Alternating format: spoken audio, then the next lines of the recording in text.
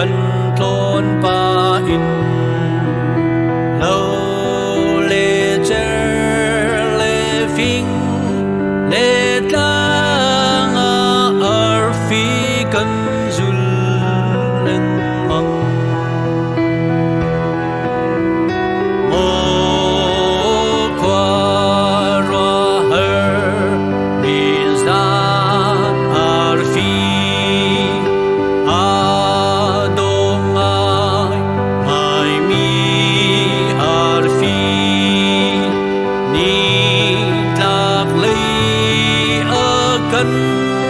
roi lên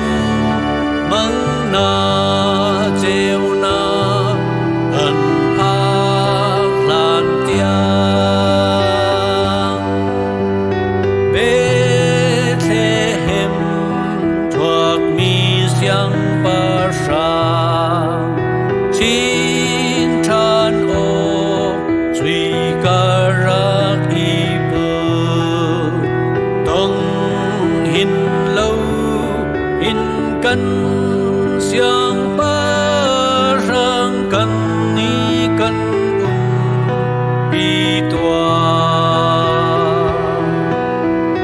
mô qua roa her bi zan ar phi adonai mai mi ar phi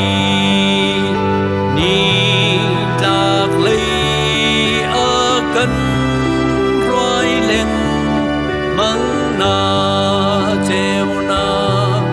ân ác lan tiếng